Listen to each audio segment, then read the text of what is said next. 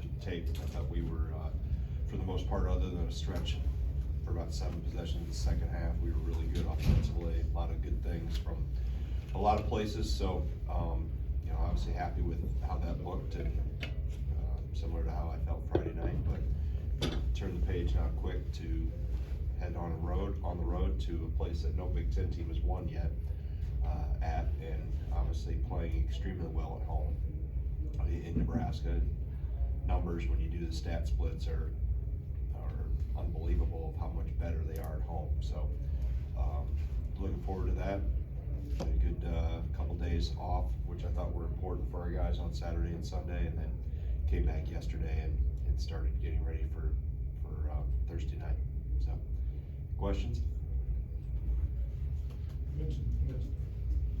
Greg, you mentioned the splits. What about, is 3-point shooting one of those where they are exceptionally better there than anywhere else? Yeah, it's almost 50% at home, in the mid to low 30s on the road. So that's the biggest area I think you see. Coach, talking about taking one game at a time, this is the first time in a while where you've had a game on Thursday. With the shorter break kind of between this game and the Purdue game, do you kind of have a little bit of preparation for Purdue in the back of your mind as a coach, or do you focus primarily on this one only? Right, this one only. The assistants will be working, whoever has Purdue and the scout, they've been working on, I'm sure for a while, they worked way ahead, but no, our mind stays on Lincoln.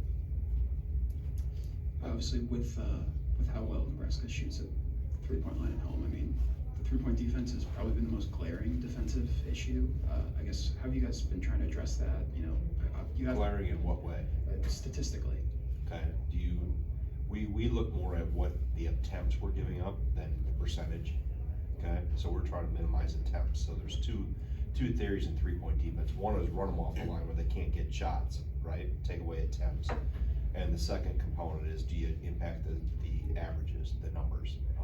So we've gone back and forth. Some teams we don't run off the line as much, aren't quite as aggressive with, and aren't, as long as we can test shots. Nebraska's a team you want to minimize attempts. So I'm not as concerned about percentages as I am about trying to minimize attempts and not even let them get shots off. So that's typically how we've traditionally guarded. I mean, you watch, if you look at you know, conference stats, typically we're in the bottom of a number of 3-point attempts given up. Our percentage against us is a little higher, but in terms of the amounts that we give up is lower because of how we play certain actions. But are there ways to defend that way while also preventing, I guess, those stretches where teams can hit, you know, 4 or 5 in a row against you guys? Yeah, I mean, you try not to make mistakes on screens. You know, you try not to let Wilcher and Tamanaga get loose on you. You know, and Rink Mast, his numbers home and road are as different as anybody's. So you try to minimize mistakes first of all in those situations, and then what are you doing in your offensive end too? Are you having good possessions where they're having to work and they can't get into a rhythm, you know, of easy offense or defensive possessions that relay or parlay into better offensive possessions for them. So there's an ebb and flow of the offense and defensive rhythm that are connected, that you're trying to make them have to guard you and work on the defensive end. So hopefully it impacts their effectiveness and the rhythm they're in offensively. Greg, back here. Yeah. Where have Steven and Tyler taken steps in their ability to play aggressively in the post without drawing fouls over the course of the last several weeks? In terms of, do I think they should be getting No. fouled more? No, where have they been able to Offensively or defensively when they're guarding? I think they're both understanding the importance of the wall ups and not worrying about blocking shots. You know, just wall up. We'll get support whether we're trapping with the other big or we're digging from the perimeter. We'll get you some support from the top and make catches tough. I think Tyler did a terrific job on Dawson Garcia at Minnesota last week. You know, he had a similar assignment with Malik Hall. You know, so it's just minimizing catches where you can, and then not giving up easy shots, not bailing them out. You've heard me talk about fouling shooters too much, and some of that's walking under the post. We've tried to eradicate that as much as we can. So, and we show things on film too, when they leave the floor, they twist and go to try to block a shot, what that does to your defensive rebounding, positioning, and so I think they've just done a better job of just walling up and staying down and forcing tough shots over the top, and that's helped. You know, when we can't prevent the ball going in, the next best thing is don't give them anything easy and don't foul them to bail them out of a bad shot. What is it about Lincoln that makes it so tough to play in the last year for the Big Ten? Well, I mean, you go all the way back to when they first joined the league. We went there in 2014 on No Sit Sunday, or whatever they called it, so I don't know what Thursday will be. I have some ideas, but you probably can't print them. But, you know, it's just, you know, they support it, they pack it in. You know, and their teams have played well. You know, Tim had a really good team back in 2014. In fact, that was the last time we lost before other than the Big Ten tournament, before that group made a run to the Final Four. So, just, you know, they're different. Most teams are a little different at home, though. You know, I think maybe they are astronomically, but most teams, if you look at them, they have a tendency to play a little better at home, more comfortable, you know, environment, energy from the crowd, etc. So I don't think that, you know, there's anything schematically that's different. I think it's just, you know, they're a very confident group at home, other than Creighton going in there and in November, early December, whenever they played, nobody else is, you know, and most teams haven't even come close. So, and the momentum they create from shooting threes. You know, I think they shoot a ton of them. I don't know if they lead the league in 3-point attempts, but my guess is they're up there. So it's just, like I said, they play well at home, and they get tremendous support. Evan? Did you have any idea when you think you might get Kamari back, and on top of that, do you like Isaac in that backup role, or are you kind of still experimenting with, you know, who kind of may take those minutes? Yeah, I think it's, you know, we're at least 2+ weeks out, I would say, probably from Kamari, and we'll see as we go down the road here.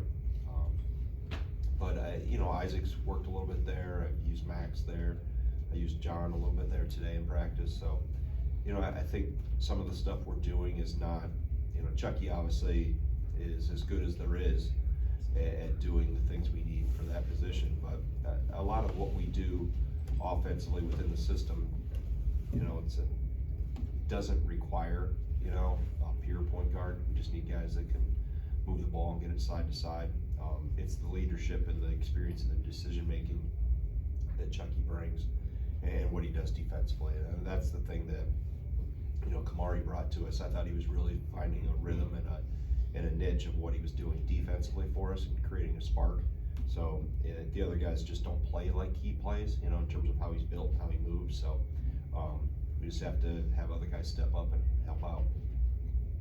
Mark? Yeah, Greg, I just want to get your thoughts on, you know, the Big Ten announced, you know, scheduling formats for next year with, you know, a lot of one and dones as far as the conference season goes, and, you know, 15 of the 18 making the conference tournament. Just want to get your thoughts on, you know, both those. Yeah, I think staying at 20 games is the right thing to do.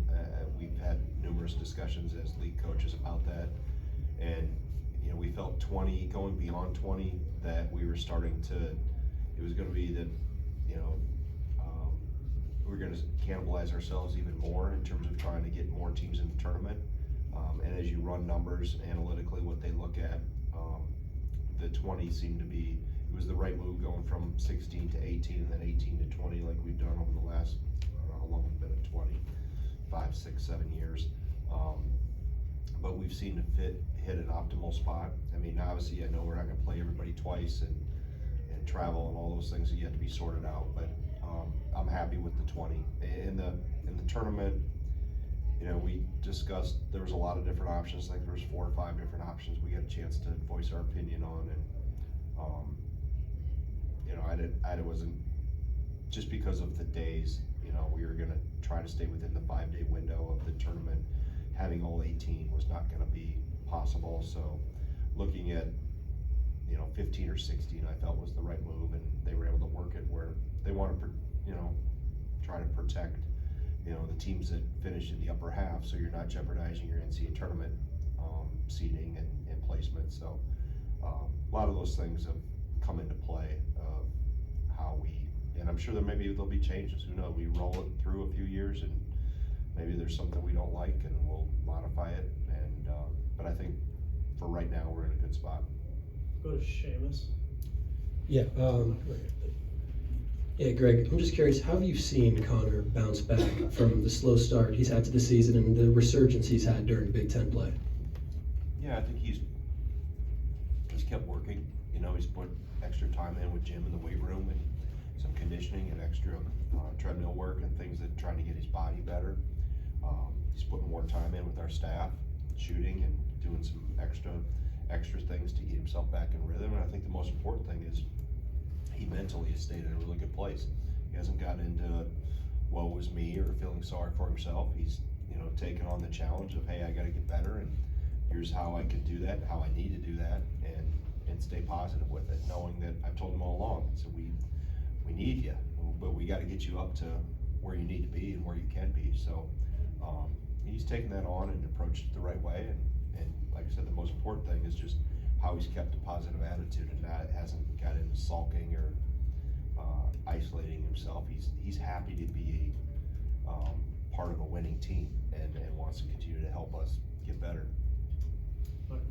You mentioned after the game that you were happy to see Chucky to get a shot to fall. I guess, you know, obviously hasn't really expressed much concern, but I guess this deep into the season, is this sort of what could you have ever expected that this slump, I guess, could persist at this long, or is there any worry there?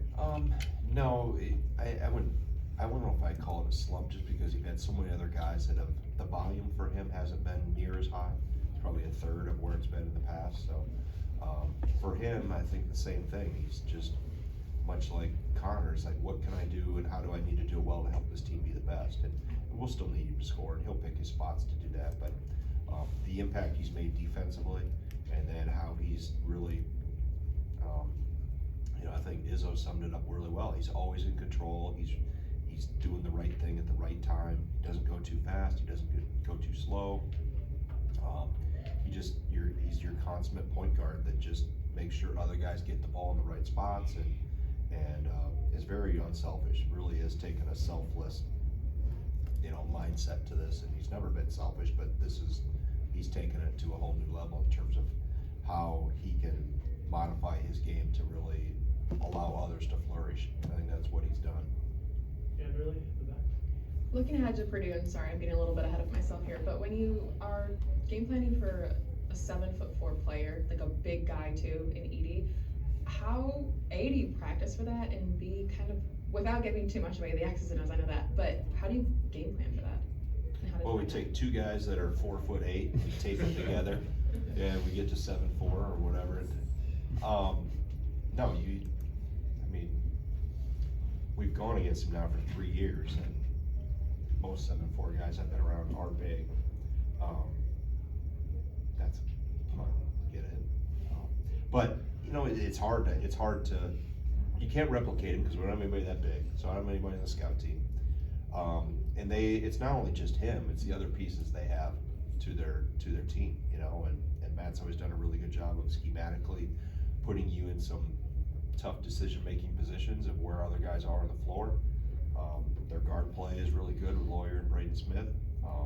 You know, they got experience up front too with Mason Gillis and Caleb First, and Lance Jones has given them a boost, you know, coming in as a transfer. So, you know, they're a really, really good team aside from Zack Ede, and then you throw him into the mix, and yeah, I'll worry about that after we get through Thursday night.